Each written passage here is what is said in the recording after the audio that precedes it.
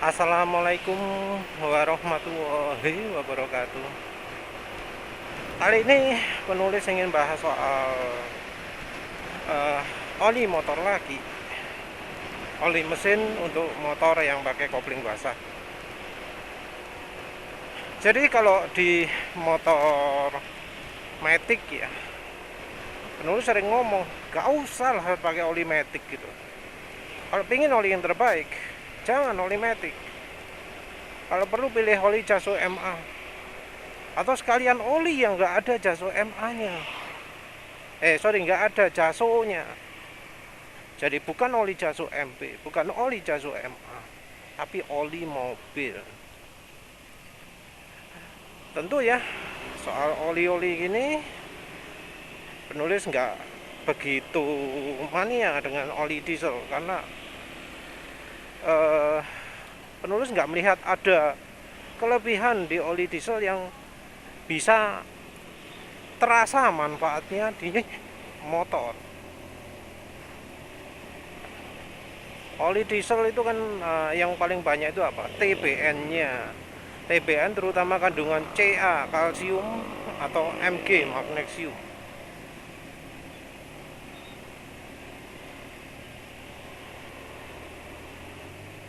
Jadi mungkin ada ya yang beberapa pengguna motor lagi bisa enak pakai yang versi diesel. Itu sebaiknya dilakukan hanya kalau sudah beneran coba yang versi motornya ya, motor lakinya. Apa bener jelek atau enggak? Karena enggak semua pabrikan itu bikin oli Jaso MA-nya lebih jelek daripada oli dieselnya. Apalagi kalau pabriknya spesialis untuk motor kayak Motul gitu ya.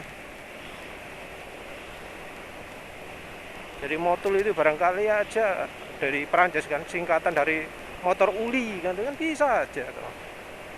Jadi Motul disingkatnya.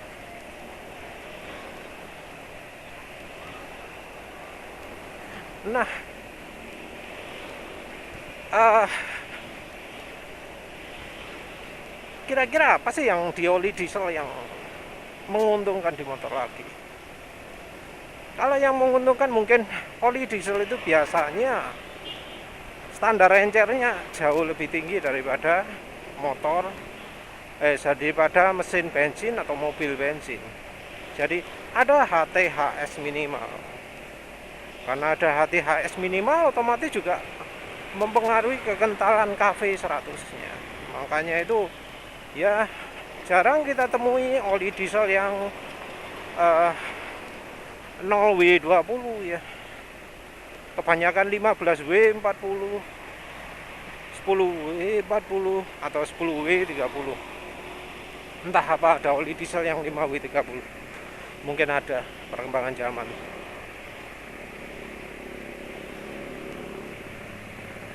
Tapi penulis nggak mania dari kekentalannya.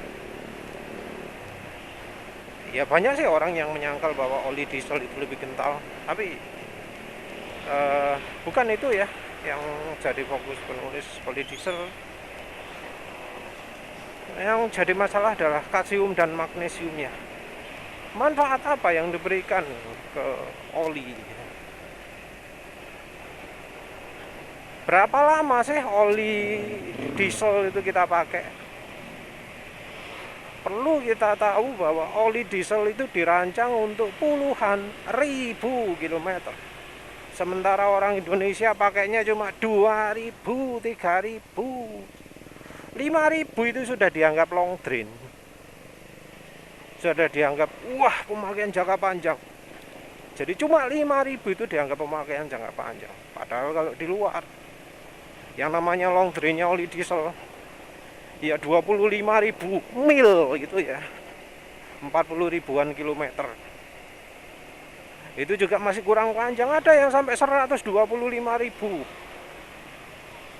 Nah kalau pemakaiannya seperti itu ya wajar lah ya kalau perlu kalsium atau magnesium banyak, wajar.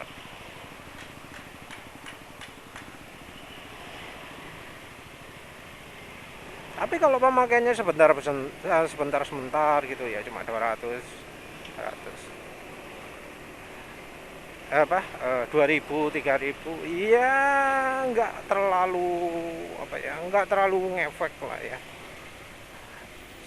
Sekalipun terjadi kerusakan mesin, kalau olinya sampai rusak dalam waktu 2000 3000 km, ya kalsium sebanyak apapun nggak akan bantu lah. Karena tujuan kalsium dan magnesium itu kan tujuannya kalau dipakai 25.000 50.000 km, maka kalau ada kerak atau apa, oksidasi ya bisa ketolong gitu. Nah, kalau pakainya per 200 apa 2000 terus 3000 sudah hancur parah, olinya nggak akan bantu, nggak akan bikin olinya bertahan lebih lama.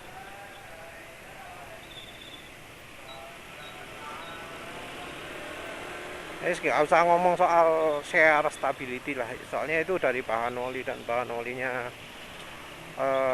diesel ya, tergantung pabrikan ya. Bisa aja bahan olinya dipakai untuk motor, untuk mobil, yang beda cuma aditifnya tok. Tapi umumnya ya oli diesel itu share stability-nya bagus karena viscosity index-nya nggak tinggi-tinggi amat. Jadi oli diesel itu yang buat itu sudah apa jenisnya, sudah mikir ya, nggak terlalu makso nyari viscosity index yang sangat tinggi. Karena penting juga kestabilan kekentalan. Kalau pabriknya bagus ya kestabilan kekentalan pasti bagus lah ya. Pakai oli mobil nggak masalah, ini masalah oli mobil ini. Kalau oli mobil kita lihatlah standar JASO itu terbentuk karena apa? Standar JASO itu dibentuk karena oli mobil itu terlalu encer sehingga bisa bikin gear gopil. Jadi kalau mengalami gear gopil itu kemungkinan olinya terlalu encer. Ya selain dari cacat produk ya. Kalau mesin oke, mesin sip itu tiba-tiba gopil, ya itu olinya perlu dicurigai juga. Jangan moro-moro, oh pasti kualitas komponennya, ya belum tentu ya. Terus yang kedua adalah slip coupling. Jadi oli mobil itu dikasih pelicin, dikasih aditif extreme pressure. Jadi oli mobil itu ada aditif anti ausnya, terutama aditif extreme pressure yang bisa membuat kopling itu selip. Tujuannya sih bagus, karena kan kekentalan oli mobil itu terlalu encer. Nah, biar komponen mesin tetap terlindungi, maka wajib diberi aditif yang bisa mengurangi aus. Makanya aditif anti aus harus diperbanyak. Karena zinc dan fosfor harus dikurangi, harus pakai aditif yang beda lagi. Makanya nemu namanya MOS2, terus MODTC, MODTP, MODTA, habis pokok. Intinya untuk bikin licin oli yang terlalu encer itu harus mengandalkan aditif, karena encer itu nggak licin, terlalu encer itu nggak licin. Nah, slip coupling ini yang jadi masalah. Dan ini enggak hanya untuk oli mobil saja ya. Ada beberapa oli di pasaran yang walaupun JASO tapi tidak terdaftar di JASO, atau bahkan ya nggak ditulisi JASO-nya sama sekali. Kalau nggak salah Extend itu olinya termasuk nggak tersertifikasi JASO MA. Yang ada kayaknya yang JASO MB tok, kalau nggak salah. Terus apa jenenge, oli Delta Loop. Penulis kan terkesan ya waktu nyoba Delta Loop Adventure, terkesan karena kok ini oli gambare sepeda motor sport, sepeda motor lanang, sepeda motor yang pakai fairing, moge laki-laki, tapi kok nggak ada standar jasonya. Nah ini diiringi juga dengan apa, dengan keluhan pemakai Delta Loop Adventure yang ngomong selip kopling ketika menggunakan Delta Loop Adventure.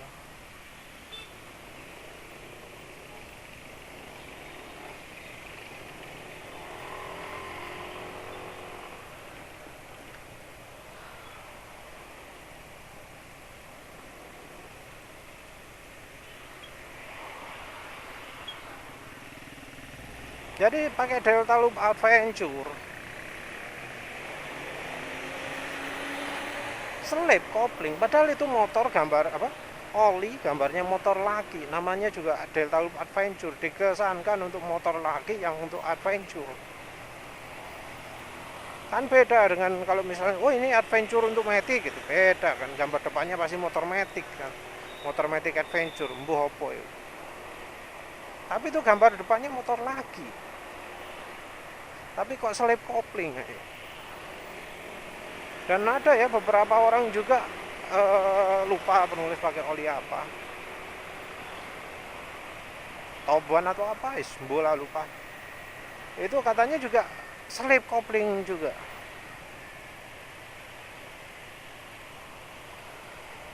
Nah ini yang perlu diperhatikan.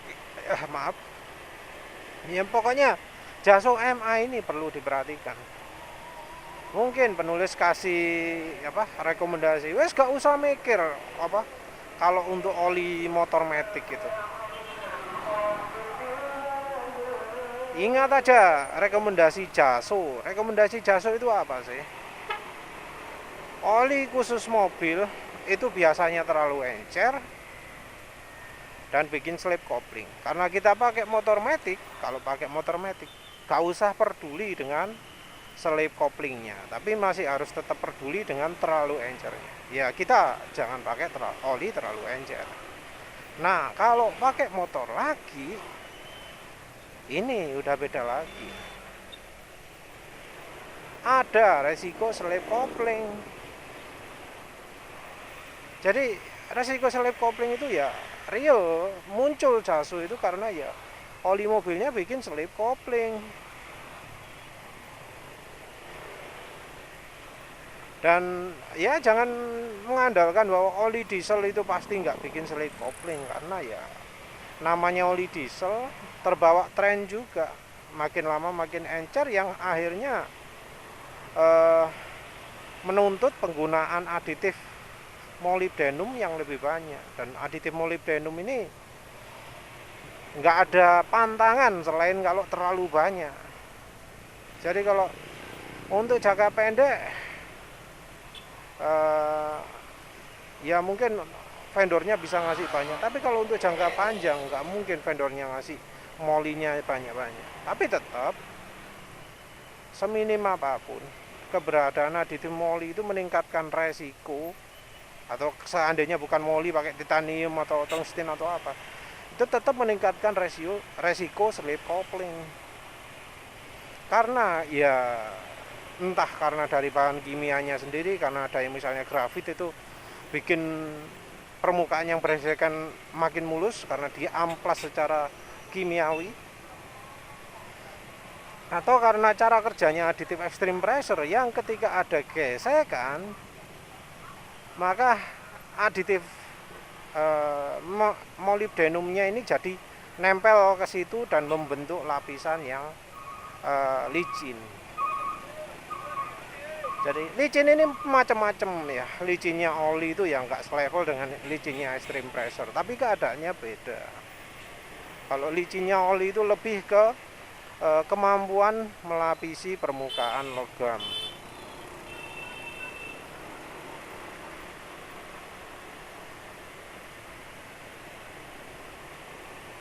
Jadi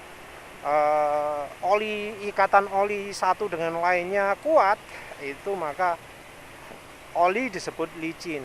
Kalau lemah, olinya jadi gampang mecah ketika terkena tekanan, nggak bisa menutupi, nggak bisa melapisi antar kedua permukaan logam, ya jadinya kurang licin. Dan ingat ya, selicin-licinnya aditif moly itu kalau dalam keadaan boundary, ketika logam dengan logam sudah bergesekan, ya masih akan lebih terhambat, hambatannya masih akan lebih tinggi daripada ketika masih ada oli di antaranya. Jadi efeknya itu kalau digambarkan di sebelah kiri biasanya. Jadi sebelah kiri ada grafik naik, kalau pas ada dikasih aditif EP-nya jadi turun, tapi masih tetap lebih tinggi daripada yang ketika olinya masih belum pecah. Wah, hujan. Tutup akhiri ya. Yang jelas intinya, kalau untuk soal oli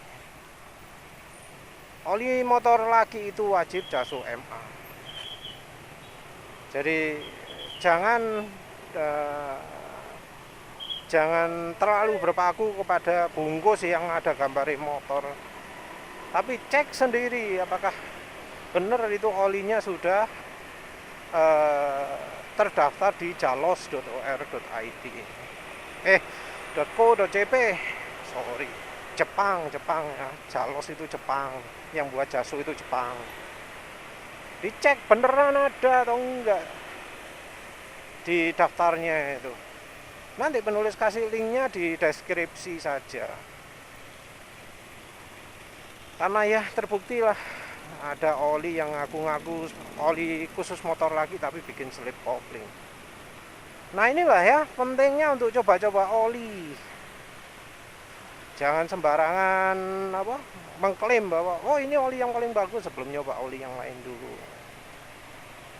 Terus meseran gimana mas? Meseran itu kan katanya licin, lebih licin. Terus